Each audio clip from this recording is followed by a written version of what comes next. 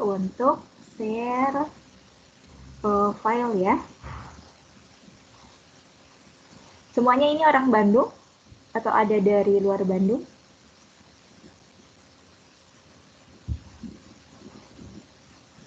Ada Bu sebagian. Bagian. Ada yang pernah bertemu dengan saya di mata kuliah semester kemarin?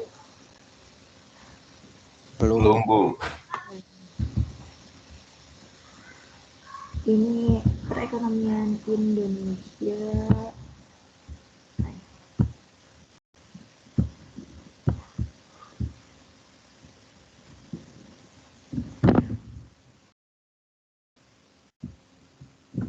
Ini satu kelas kan ya? Ya, Bu.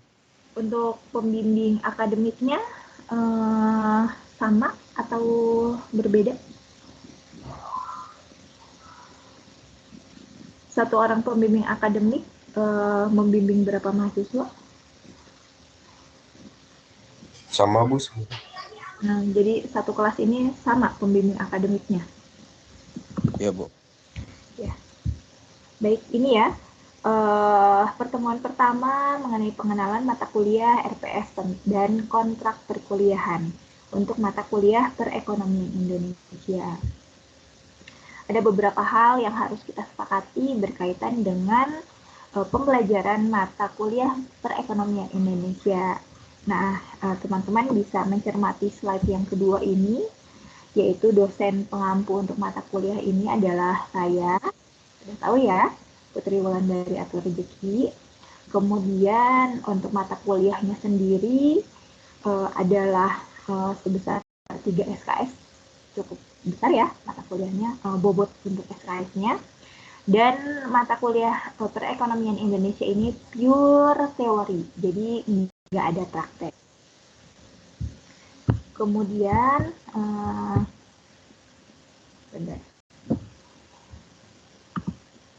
Kemudian untuk angkatannya, betul ya, kelas APN U3 2021, berarti ini kelasnya kelas umum, terdiri dari mahasiswa yang bukan karyawan ya. Kemudian kode kelasnya 03, dan perkuliahan ini diselenggarakan pada hari Selasa 15.30 sampai jam 18. Nah, saya mau tanya, ini saya juga sebetulnya mengampu juga untuk kelas yang lain. Mata kuliah ini sebetulnya merupakan mata kuliah dalam kurikulum baru. Kalau di semester-semester sebelumnya, untuk mata kuliah ini namanya Sistem Perekonomian Indonesia, tapi kayaknya nggak terlalu beda jauh. Untuk Sistem Perekonomian Indonesia itu sebetulnya ada prasyarat yang harus dipenuhi oleh mahasiswa berkaitan dengan mata kuliah yang harus diambil sebelumnya. Nah, untuk sistem perekonomian Indonesia, prasyaratnya adalah pengantar ilmu ekonomi.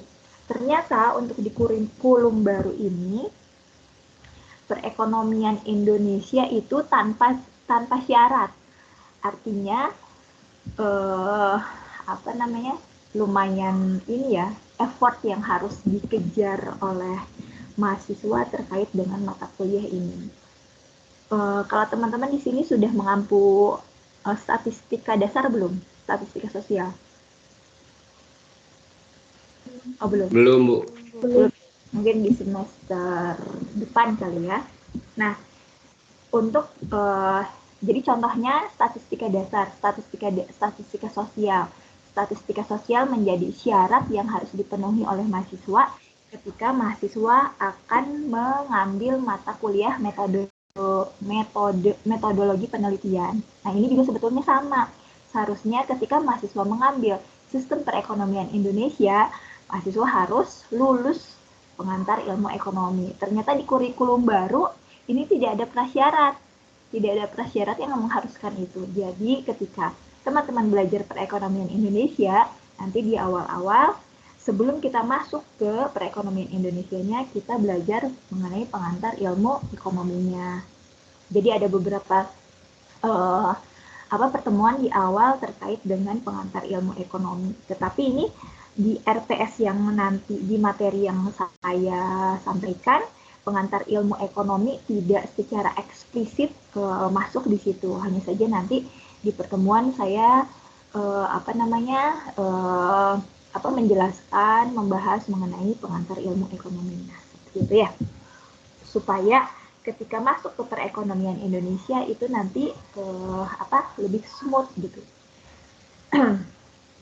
Kemudian ini sedikit pengenalan dari saya sih.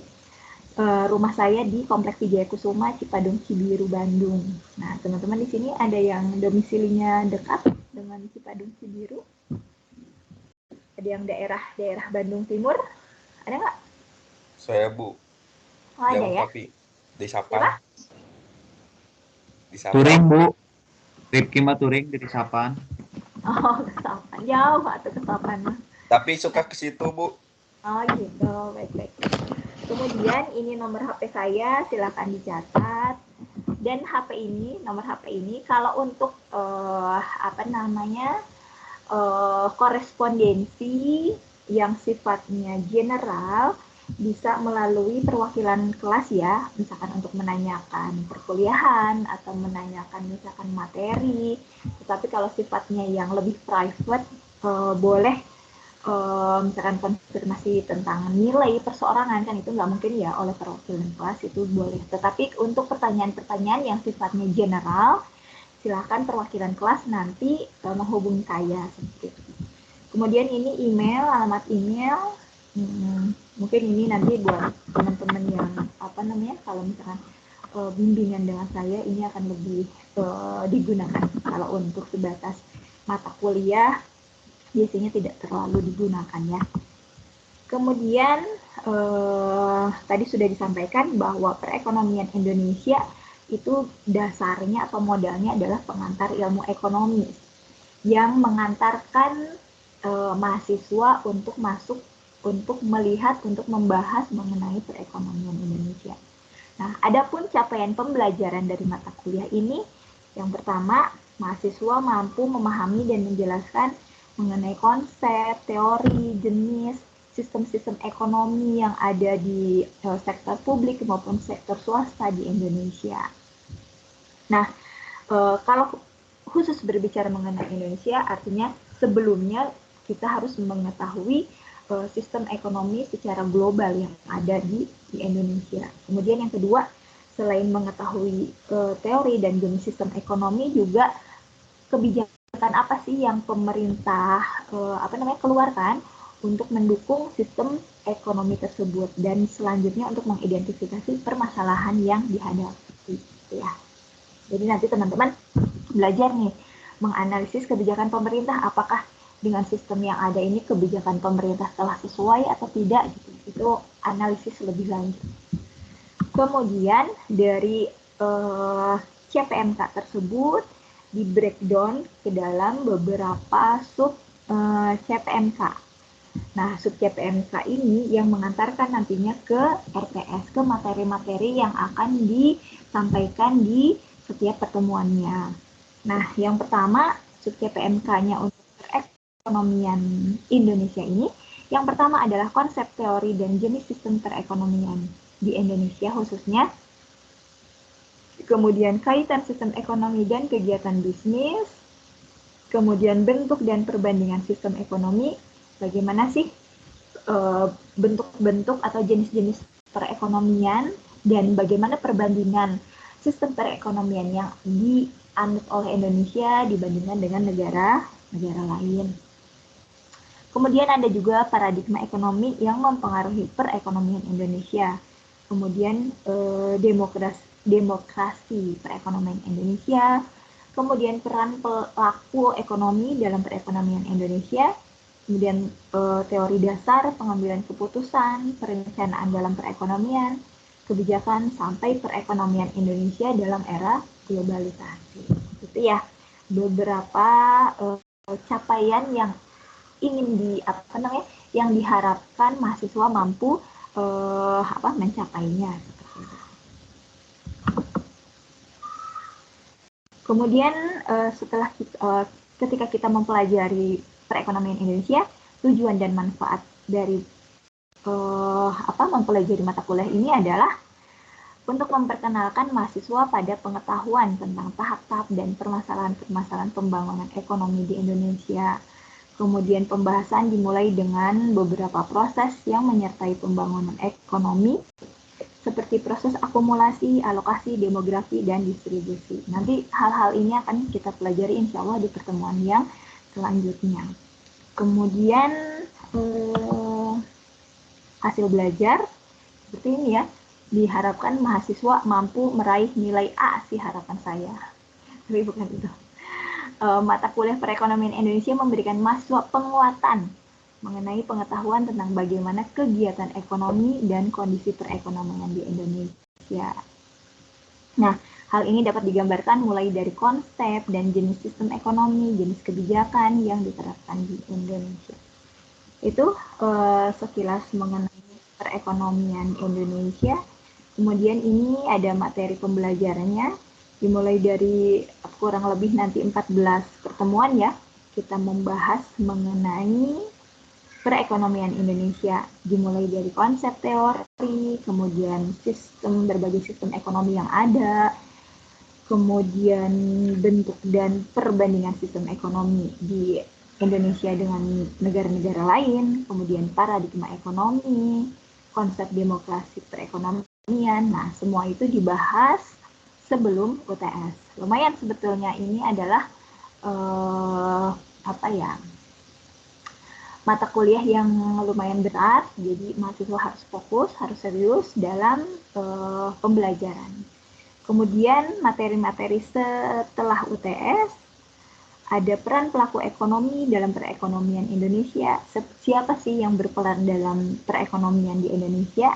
Kemudian teori dasar pengambilan keputusan, perencanaan, kebijakan, hingga bagaimana Indonesia di mata dunia, perekonomian Indonesia dalam era globalisasi. Itu ya, secara singkat materi yang kita pelajari selama kurang lebih 1 semester ke depan. Nah, untuk pertemuan kali ini, saya nggak akan tidak akan secara substansi belum masuk ke dalam substansi ke dalam perekonomian Indonesia, tetapi saya lebih fokusnya ke dalam teknis perkuliahan selama kurang lebih 1 semester ke depan. Nah, ke-14 materi yang tadi sudah disampaikan akan disampaikan menggunakan beberapa metode. Yang pertama tentu saja ceramah ya.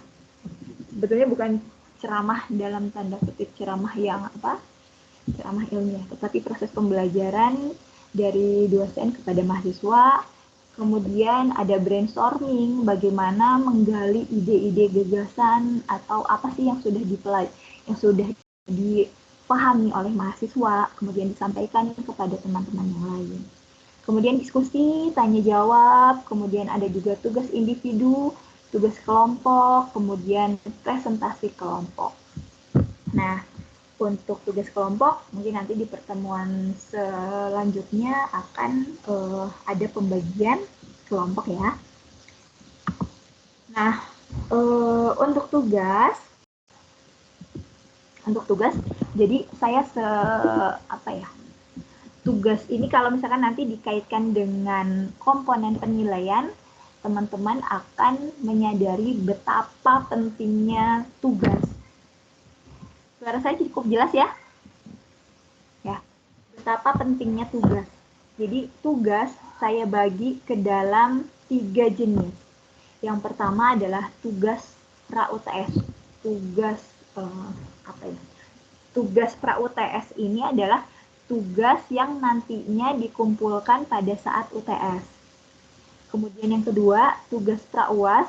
Tugas ini dikumpulkan pada saat UAS. Dan yang ketiga, tugas bisa berbentuk kuis atau tugas di pertemuan tertentu. Yang untuk jenis tugas yang ketiga ini,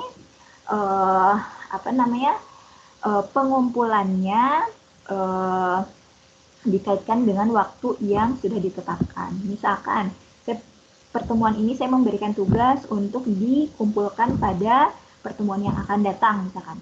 Jadi mahasiswa harus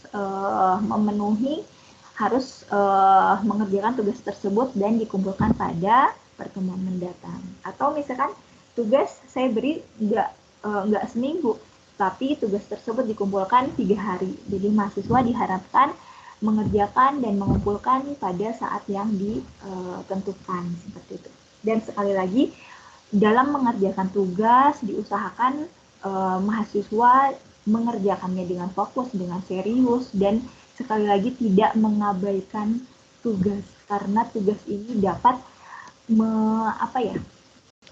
sangat-sangat menolong teman-teman dalam penilaian akhir.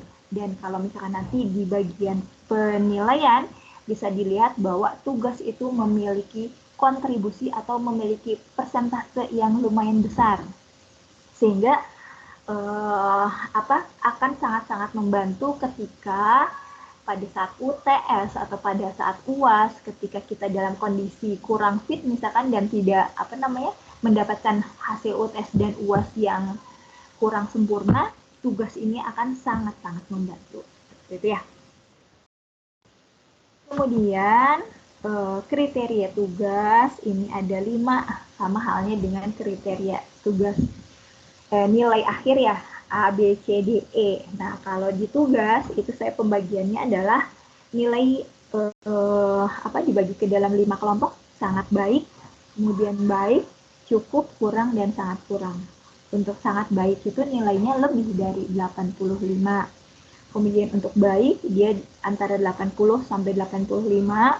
Kemudian untuk cukup 70 sampai 79, kurang 60 sampai 70, dan sangat kurang dari 60. Ini apa sih? Sangat baik itu seperti apa sih, Bu?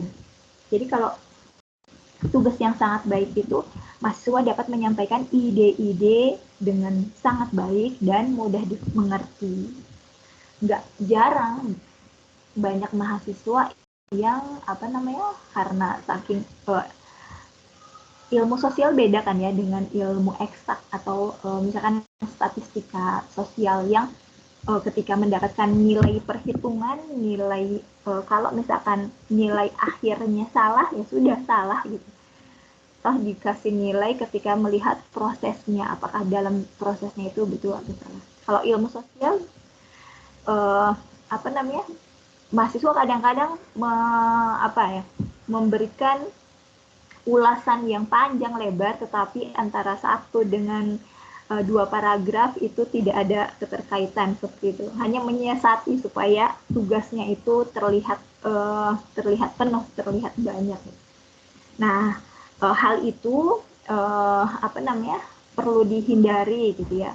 Karena nantinya kalau misalkan tidak ada keterkaitan, ide-idenya kurang mudah dipahami, itu tetap saja akan mendapatkan poin yang kurang memuaskan seperti itu ya. Kemudian untuk yang kelompok yang baik, ulasan yang tertuang itu diulas dengan baik dan mudah dipahami. Kemudian kalau cukup informatif dan dipahami. Kemudian kalau kurang dan sangat kurang itu biasanya ulasannya tidak informatif dan kurang mudah dipahami. Nah, ini adalah komponen penilaian akhir yang harus teman pahami ya, harus di highlight. Ketika saya memberikan penilaian akhir, saya mengacu pada persentase yang ada di SIAKAD. Ada dalam bobot penilaian itu saya samakan dengan sistem yang ada di SIAKAD, yaitu terdiri dari keaktifan pra-UTS, kemudian keaktifan pra-UAS, ini UTS-nya ada 2. Yang satu UTS, yang kedua keaktifan sebelum UAS, kemudian tugas UTS yang tadi saya sampaikan. Kalau tugas UTS itu berarti tugas yang dikumpulkan pada saat UTS ditambah dengan tugas-tugas yang dikumpulkan sebelum UTS, pada pertemuan-pertemuan sebelum UTS.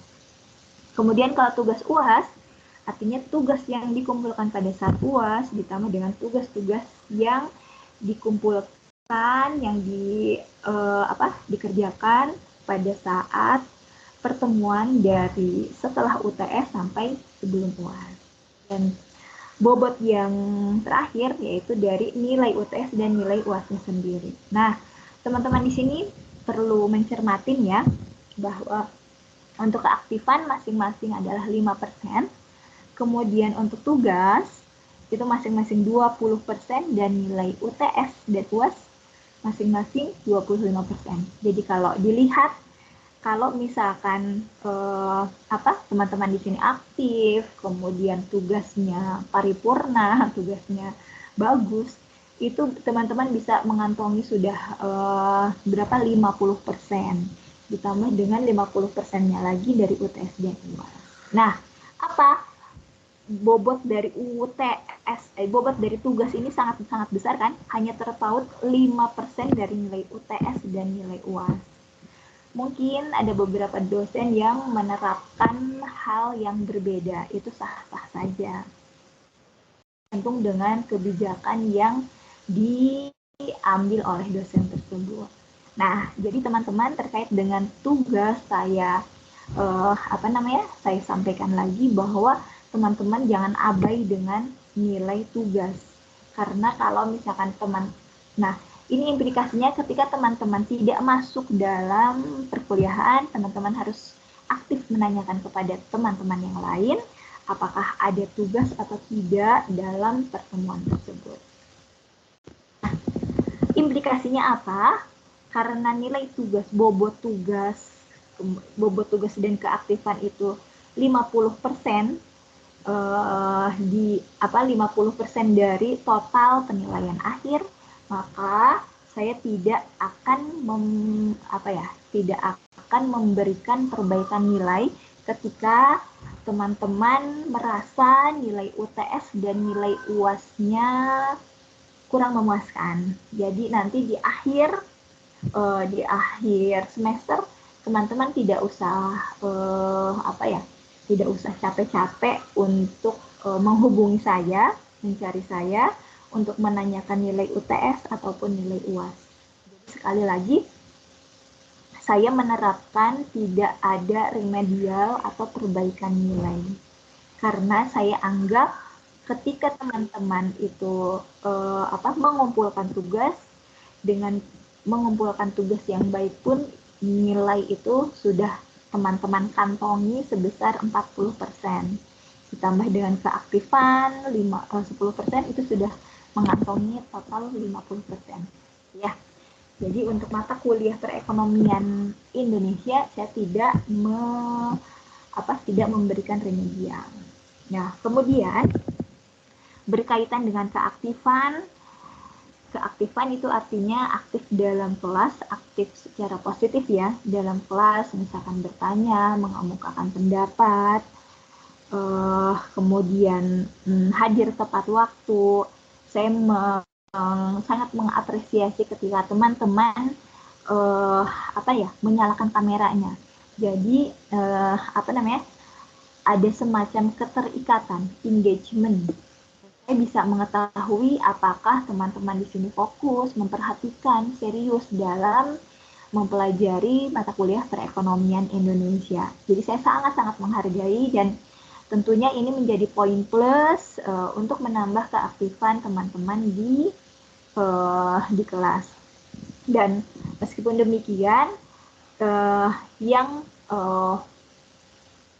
dengan menyalakan kamera dan berpartisipasi aktif tentunya itu akan mendapatkan nilai yang lebih bagus seperti itu ya. Jadi di semester saya menerapkan aturan main seperti ini karena saya melihat saya mengevaluasi pada saat evaluasi dari semester-semester sebelumnya. Saya loskan kepada mahasiswa mau on kamera atau mau tidak on kamera atau off kamera saya bebaskan. Tetapi saya tidak tahu apakah mahasiswa memperhatikan, apakah mahasiswa serius, bahkan saya tidak tahu apa yang dikerjakan oleh mahasiswa seperti itu. Jadi saya sangat mengharapkan setiap pertemuan teman-teman di sini menyalakan kameranya. Dipahami ya? Dan saya harapkan bisa diikuti oleh mahasiswa di kelas perekonomian Indonesia ini. Dan catatan yang lainnya yaitu mengenai keterlambatan pengumpulan tugas. Jadi untuk tugas saya harapkan teman-teman tidak terlambat, khusus terutama untuk tugas yang dikumpulkan pada saat UTS dan pada saat UAS. Jadi ini saya informasikan kepada teman-teman bahwa untuk UTS dan UAS nanti selalu akan, insya Allah selalu ada tugas ya, tugas yang dikumpulkan pada saat UTS, tugas yang dikumpulkan pada saat UAS. Nah, saya membuat assignment-nya dengan close apa istilahnya. Jadi teman-teman tidak diperkenankan untuk terlambat. Jadi harap diperhatikan mengenai waktu. Jadi keterlambatan sangat-sangat tidak diperkenankan untuk tugas dan hasil UTS atau UAS-nya. Nah, karena apa? Karena di sistem akan saya close. Jadi misalkan UTS atau tugas UTS, UAS dan tugas UAS misalkan saya beri waktu pengerjaannya 2 atau 2,5 jam misalkan ya. 2,5 jam lumayan kan? 150 menit. Nah, silahkan teman-teman pergunakan dan ketika mengupload hasil yang sudah dikerjakan itu jangan mepet-mepet, injury time, jangan seperti itu. Jadi teman-teman harus memiliki strategi. Tidak sedikit mahasiswa yang setelah UTS atau setelah UAS membuat Bu maaf saya terlambat padahal cuma 1 menit. Nah, walaupun 1 menit itu sudah masuk kategori terlambat. Jadi saya sampaikan di awal-awal teman-teman harus memperhatikan hal-hal ya. Semoga teman-teman bisa memaklumi bisa mentaati apa yang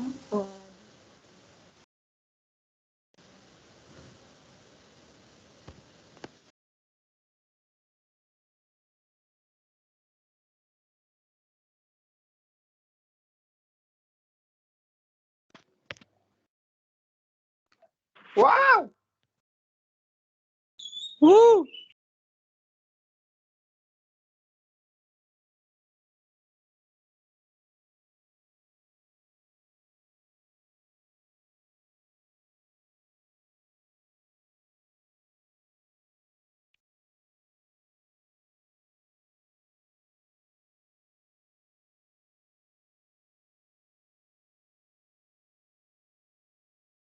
Gimana sih Bu?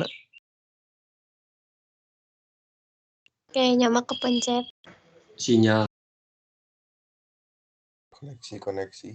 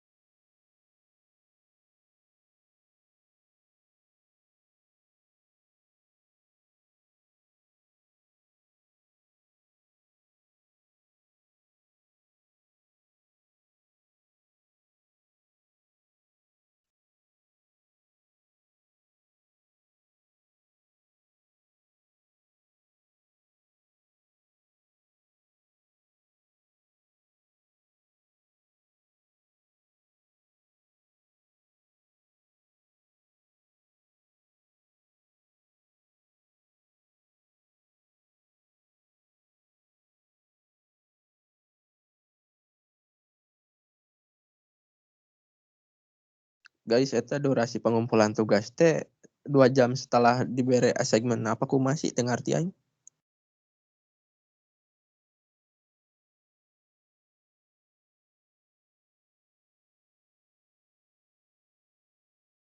Iya, mungkin kayak gitu.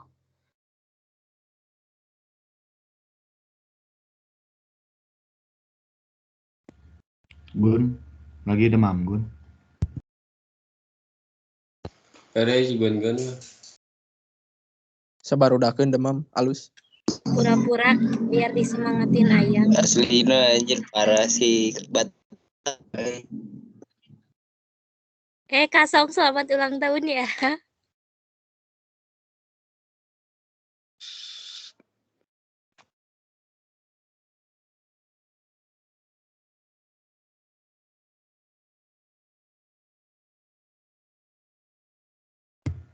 Nah si Kasang keluar.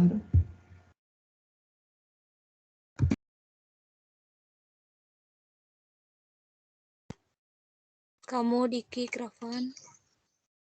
kita guys bereskan menang lip teh.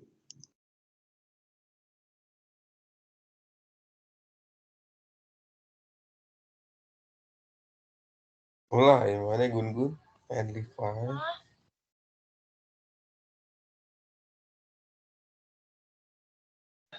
Tungguan nepi maghrib. Rada gelo. Eta aja, eta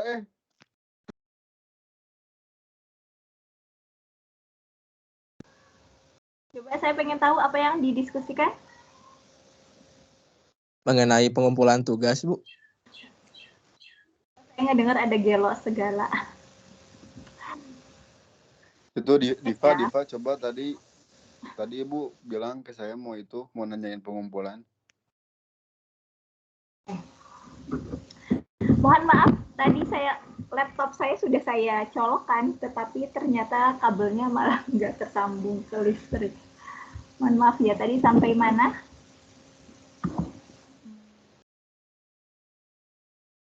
Sampai mana tadi? Ada yang masih ingat? Tentang pengumpulan tugas, Bu. Pengumpulan.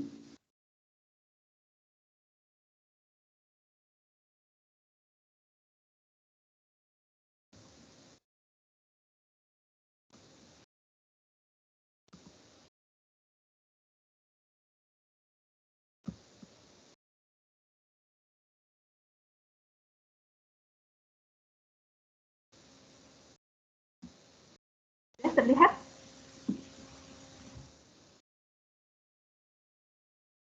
Ada, Bu. Nah, tadi sampai pengumpulan tugas ya.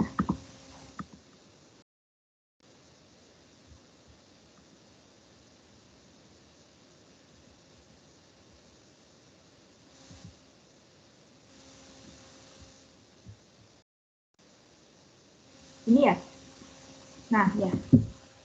Jadi, saya tidak menerima keterlambatan.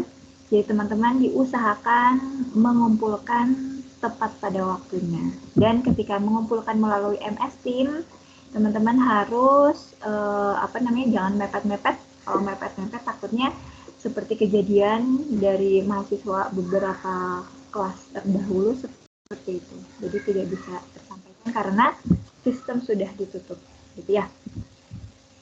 Kemudian untuk nilai evaluasi pembelajaran, ini sama sih sebetulnya.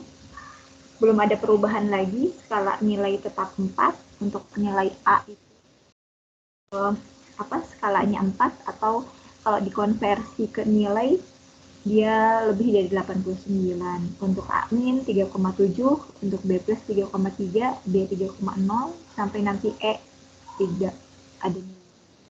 Ya. Kemudian untuk referensi, nah ini ada banyak nih lumayan. Teman-teman bisa mempelajari perekonomian Indonesia ini dari referensi-referensi yang diberikan di sini. Ini di RPS ya. RPS itu adalah tim koordinat,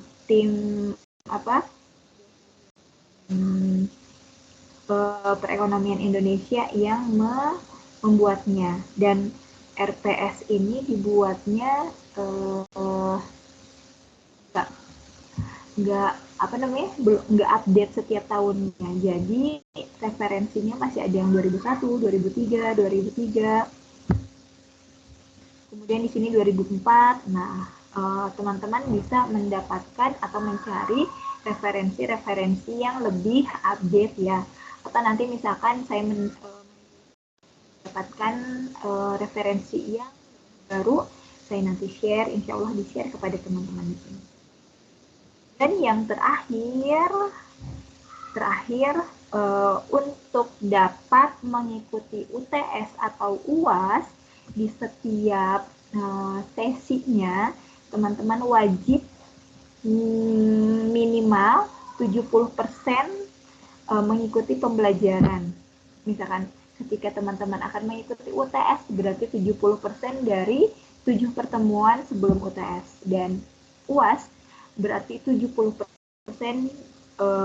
pertemuan selama setelah UTS sampai UAS itu wajib 70% minimal. Nah, kalau dihitung kurang lebih sebanyak 2 kali pertemuan kalau nggak salah ya. Atau teman-teman nanti bisa menghitung kembali. Kemarin saya hitung 2 kali pertemuan sebelum UTS, 2 kali pertemuan setelah UTS. Totalnya 2 pertemuan ya, saya lupa. Nanti dihitung kembali. Nah, tetapi itu boleh boleh diambil. Misalkan Bu, saya mau izin, tetapi sangat-sangat disayangkan kalau misalkan teman-teman mengambil jatah itu gitu ya. Walaupun itu memang diperbolehkan karena mengikuti UTS atau UAS 70. Lagi kalau misalkan teman-teman mengambil jatah itu harus mencari informasi apakah di pertemuan tersebut ada tugas atau tidak, seperti itu ya. Kemudian mata kuliah ini termasuk salah satu mata kuliah yang online, yang daring, berarti full daring dari pertemuan pertama hingga nanti UAS itu full daring. Kemudian kita menggunakan Microsoft Teams dan itu selesai. Nah, itu saja teman-teman. Oh ya, satu lagi. Jadi setiap pertemuan insya Allah saya akan menerapkan mengabsen teman-teman di sini sebagai bentuk kedisiplinan apakah teman-teman mengikuti perkuliahan atau tidak. Nah, itu jelas dari tata tertib, kemudian RPS mengenai mata kuliah perekonomian Indonesia. Silakan saya buka sesi diskusi terkait dengan apa yang sudah disampaikan untuk melihat teman-teman semua, dan sebelum saya absen, saya stop presenting terlebih dahulu ya. Ada yang ingin disampaikan, dipersilahkan.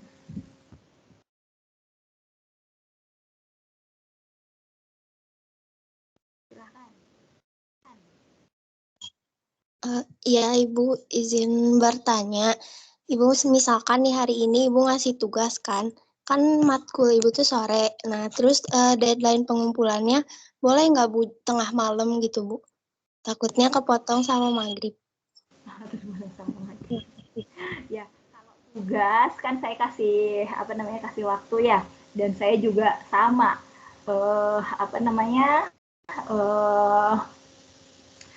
memiliki hati nurani.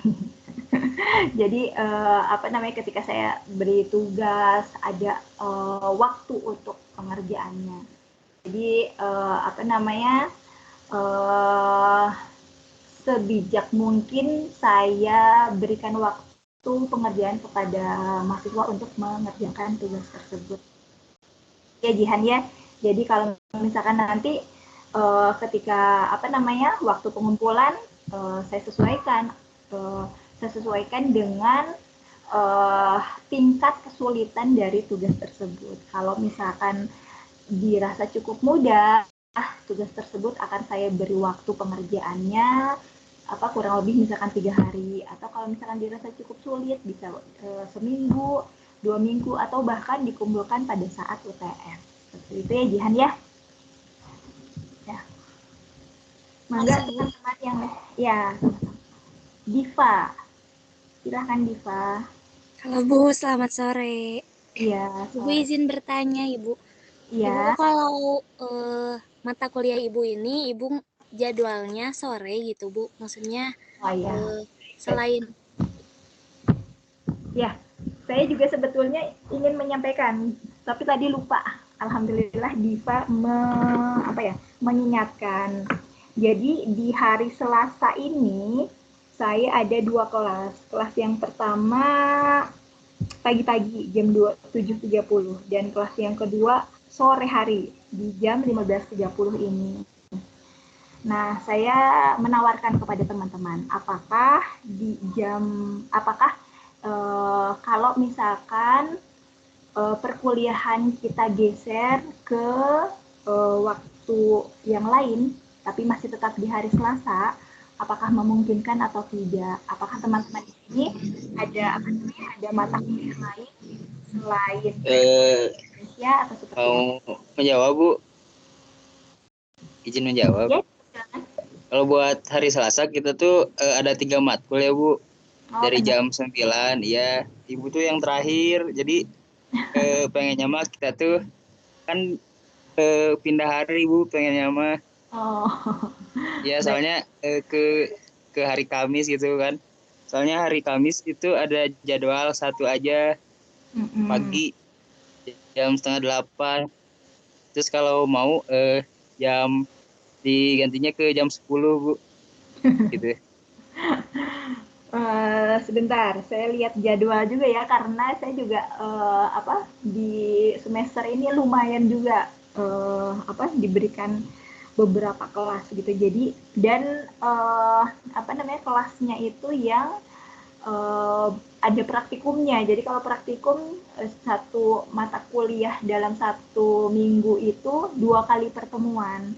Jadi saya harus ini ya, cross check ya. Nah, kalau saya hari Kamis saya ada kuliah jam 13.30 sampai jam 15.55. Nah, kalau misalkan teman-teman ingin ke hari Kamis, silahkan, tetapi waktunya bukan 13.30 sampai 15.55. Bagaimana? Jam berapa Bu? Maaf. Saya hari Kamis itu pukul 13.30 sampai 15.55. Berarti Jadi, Ibu bisanya dari jam kalau misalnya buat ngeganti kelas kita jam berapa Bu? Jam 10. Pagi. Berarti jam 10 Bu. Jam 10 ya? Jam 10 sampai zuhur ya? Iya paling jam segitu Bu paling. Oh, boleh. Boleh. Jadi dipindahin Bu, fix Bu. Fix, Bu. Jadi teman-teman di sini hari Selasa itu full dari jam 7 sampai jam 6 Bu, ya sampai jam 6 sore. Minta untuk digeser ke Kamis jam 10 ya. Boleh? Jam 10-an. Ya Bu, biar sama-sama enak gitu Bu, soalnya kalau sore kan Ibu capek juga gitu Bu. Hari Selasa saya baru cuma 1. Enak sebetulnya. Boleh. Hari Selasa itu saya juga ada 2, pagi jam 7.30 sama sore jam 15 30. Jadi kita geser ya.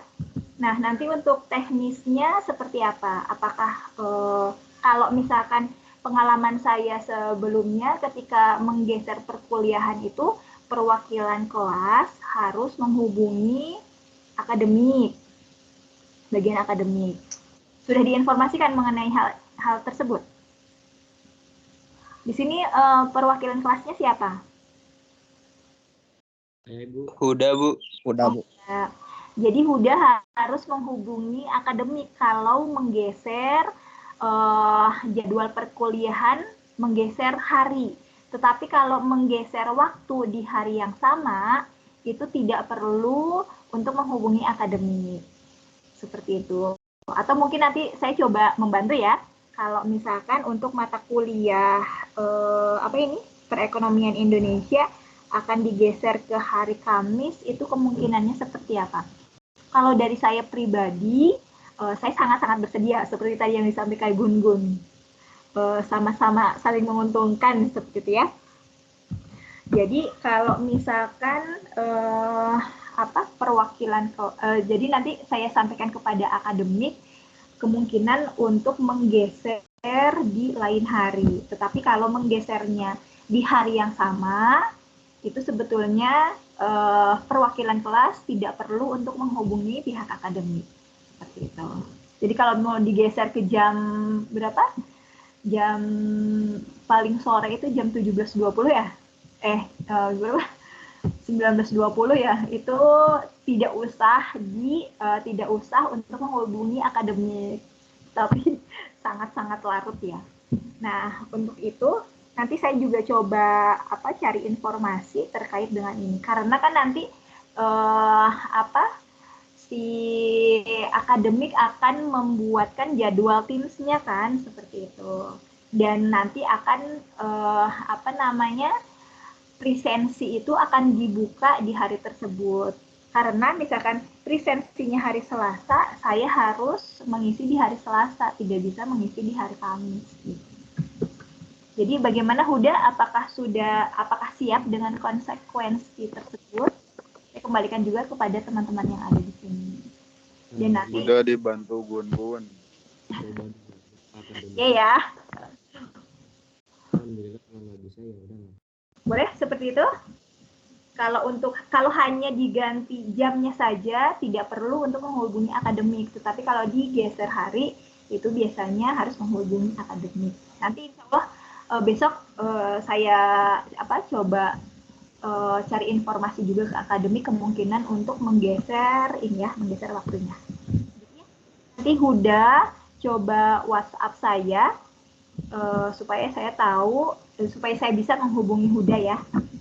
Dan karena satu hal lagi, setiap mata kuliah itu kontrak mata kuliah itu harus ditandatangani oleh perwakilan kelas. Jadi nanti setelah saya membuat kontrak perkuliahan, saya minta perkenan Huda untuk menandatangani dan mengirimkan kepada saya untuk saya lanjutkan kepada prodi, ya seperti itu.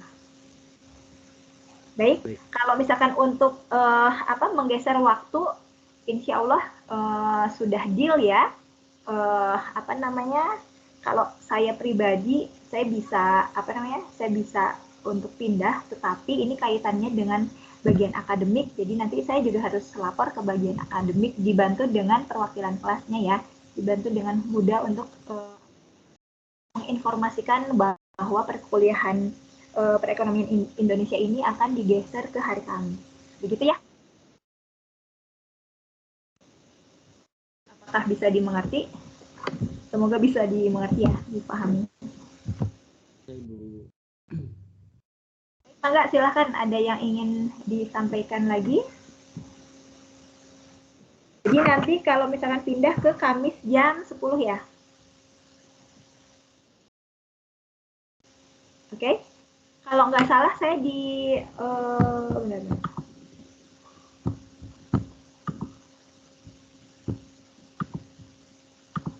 absen ini ada ada satu orang dari angkatan bukan angkatan 2021. Nah, itu gimana kemungkinannya? Oke deh, sambil saya absen ya supaya supaya saya juga lebih mengenal teman-teman di sini. Riki Adam Ramadan.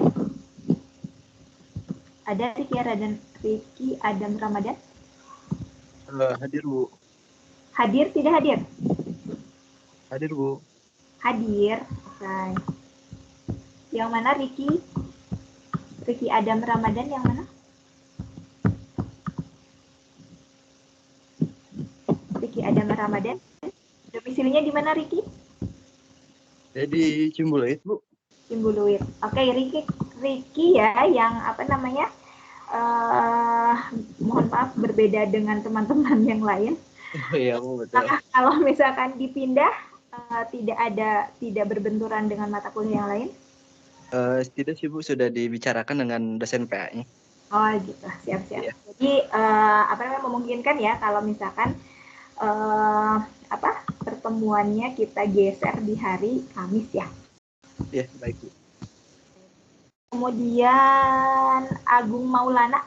Yang mana Agung Maulana? Hadir, Ya, Bu. baik Bu, hadir. Kemudian Ajeng Dwi Azhar. Hadir Bu. Yang baik. Kemudian Amara Cita Wibowo. Hadir Bu. Dan Ariana Nahya Sandi Putri. Hadir Bu. Hadir Bu. Kemudian Asya Ardelia Nurhaika. Hadir Bu. Kemudian Dian Herdiana. Hadir Bu. Kemudian Diva Syafila Bunga Dinanti.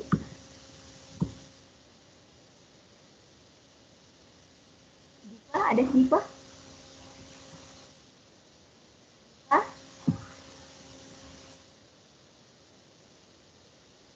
Iva. Hadir. Baik, saya lanjutkan. Elsa Wafa Salsabila. Hadir Bu. Ya. Kemudian Fatur Rahman. Hadir Bu. Fatur Rahman mana? Ini Bu. Oh ya. Kemudian Feren Septiani Putri. Hadir Bu. Ya. Firda Nurmala Salsabila.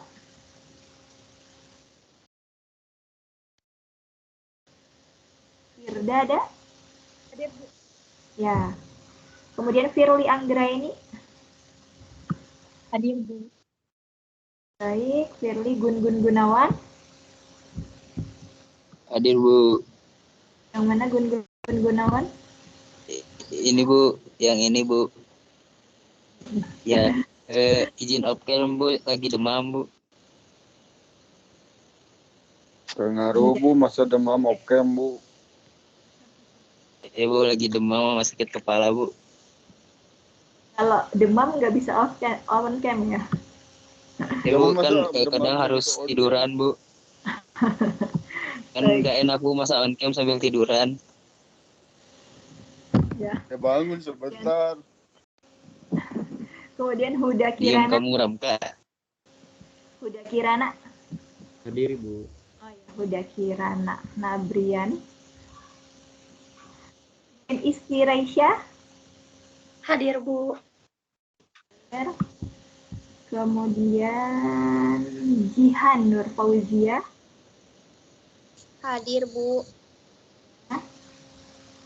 Kemudian Maulina Fauziana. Mauliana ada? Maulina ada?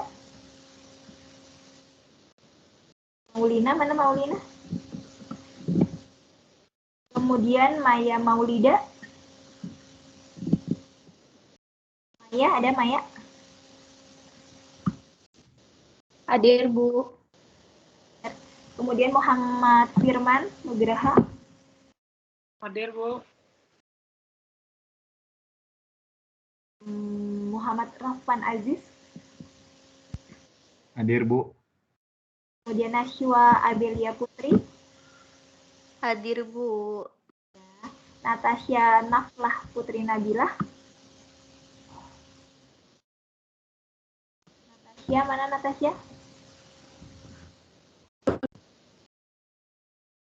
Ya. Hadir Bu. Oh ya. Kemudian Putri Salma. Hadir Bu. Novi Naila. Hadir Bu. Kemudian Ramka Esa Putra. Hadir, Bu. Kemudian Rifki Arya Purwa. Hadir Bu. Kemudian Salsabila Destianti. Hadir Bu. Bulan Nur Fajrianti. Hadir Bu. Dan yang terakhir Zahwa Amelia Sadina. Hadir Bu, saya belum di absen Bu. Apa? Januar Bu. Pesan tadi saya memang enggak baca ada namanya. Nomor Absennya berapa? Gimana, Bu? Tanggal absennya berapa? Absennya sebelum Zahwa, Bu. Zahwa. Wulan Nur Fajrianti? Nggak ada di sini. Setelah Wulan baru saya, Bu. Setelah Wulan. Wulan langsung Zahwa. 30 orang. Oh, Nggak ada. berarti ngulang kamu Januar.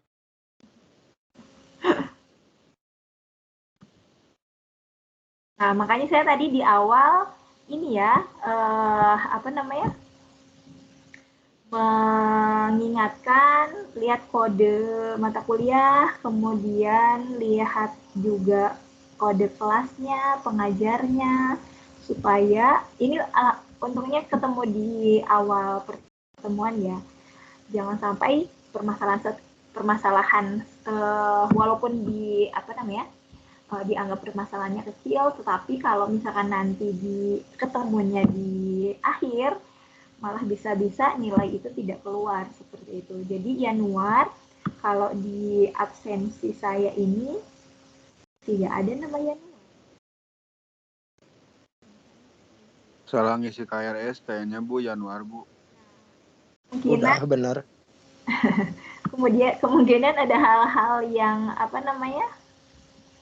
yang keliru berkaitan dengan pengisian pada saat mengisi KRS seperti itu. Jadi untuk Januar silahkan silahkan menghubungi bagian akademik ya, atau ke PA berkaitan dengan nama Januar tidak ada dalam absensi di perekonomian Indonesia. Takutnya Januar lupa tidak memasukkan atau bagian akademik yang salah, yang belum menginputkan. Itu sih. Kalau untuk kewenangan yang berkaitan dengan si akad itu ke bagian akademik. Jadi nanti Januar dipersilakan untuk menghubungi bagian akademik atau pembimbing PA-nya ya. Karena Baik, nanti Bu. udah ikut di capek-capek ikut perkuliahan, tetapi ternyata tidak ada di daftar hadir kan, sangat disayangkan ya. Tapi Januar menghubungi bagian akademik. Baik teman-teman, ada lagi yang ingin didiskusikan?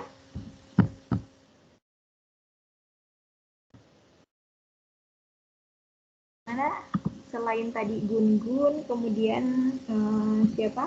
Oh ya, jangan lupa Huda nanti menghubungi saya ya terkait dengan ini, supaya nanti saya juga konfirmasi ke Huda berkaitan dengan penggeseran jadwal mata kuliah ini, apakah diperkenankan.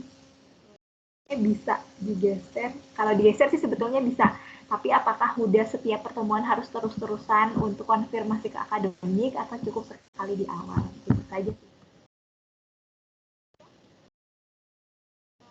Semoga apa yang sudah disampaikan bisa dipahami, bisa mentaati apa yang sudah disepakati di pertemuan ini. Kalau tidak ada yang ingin disampaikan, saya cukupkan pertemuan kali ini. Dan sekali lagi, karena sebetulnya perekonomian Indonesia ini adalah perekonomian yang seharusnya ada mata kuliah pengantarnya.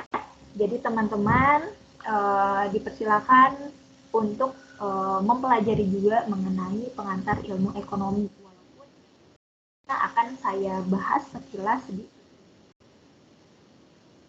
Ya, terima kasih atas perhatiannya, terima kasih atas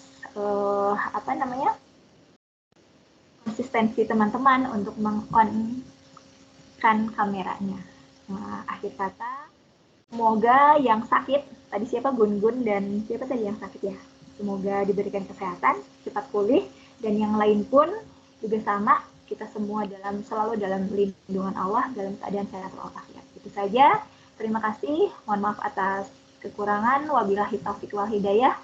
Wassalamualaikum warahmatullahi wabarakatuh. Waalaikumsalam warahmatullahi wabarakatuh. Terima kasih Bu. Jangan Ya, belum download ini dulu. Waalaikumsalam Bu. recording, terus saya download Waalaikumsalam.